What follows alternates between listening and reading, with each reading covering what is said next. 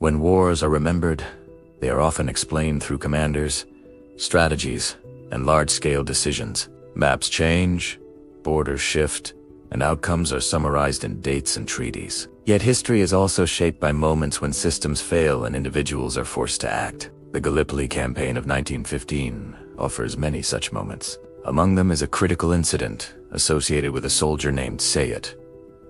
This moment has often been retold as a legend. However, when examined carefully, it reveals something more important than heroism: responsibility under extreme pressure. During the naval phase of the Gallipoli Campaign, the Dardanelles Strait was under constant attack. Allied naval forces aimed to break through coastal defenses in order to control the strait and reach Istanbul. The defense relied heavily on fixed artillery positions placed along the coast. Seyit was serving at one of these coastal artillery batteries.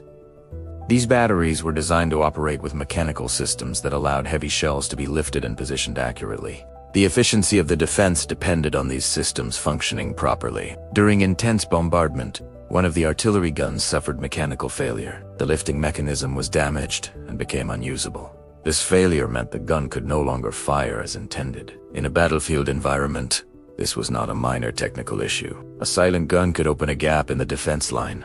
At this point, there were no immediate technical solutions.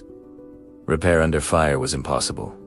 Retreat was not an option. Time was extremely limited. According to historical accounts, Seyit responded by manually lifting an artillery shell weighing approximately 200 kilograms and placing it into the gun barrel. Under normal conditions, this task would be beyond the physical capacity of a single person. However, combat conditions are not normal. In high-stressed environments, the human body can behave differently. Adrenaline, fear, urgency, and a sense of responsibility can temporarily override usual physical limitations. This does not mean such actions are easily repeatable. In fact, records indicate that the same effort could not be replicated later under calmer conditions. The shot fired after this intervention did not end the battle. It did not determine the final outcome of the campaign. Its significance lies elsewhere. The impact of the shot disrupted the movement of an enemy vessel, forcing it to withdraw from its position. More importantly, eat buhat. Time. In military terms, time can be more decisive than firepower. Time allows defenses to reorganize, commanders to adjust plans, and morale to stabilize. This is where the historical importance of the moment becomes clear. The value of Seyit's action was not in destruction, but in delay. Not in victory, but in preservation. Military systems are built on procedures, mechanisms, and hierarchy. When everything works as planned, individuals follow their assigned roles. But when systems fail, outcomes depend on initiative. At that moment, responsibility shifts from the system to the individual. Seyit's response illustrates a fundamental reality of warfare.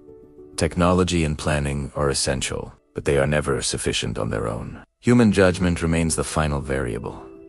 It is also important to avoid exaggeration. This event should not be framed as a supernatural act or an example of limitless strength. Doing so removes it from reality and turns it into myth. Instead, it should be understood as a moment shaped by necessity, pressure, and circumstance. Historical analysis shows that extraordinary actions in war are often they emerge not from constant ability, but from brief moments, where psychological and physical limits temporarily shift. Seyit's story represents thousands of similar, unnamed moments across history. Moments where individuals acted not because they sought recognition, but because failure was not an option. In this sense, his role is symbolic rather than exceptional. It highlights the human factor within large military structures. Wars are fought by institutions, but they're sustained by people. The Gallipoli Campaign is often remembered for its strategic complexity and heavy losses. Yet within this broader narrative, small moments of responsibility contributed to the endurance of the defense. This does not diminish the importance of planning or leadership.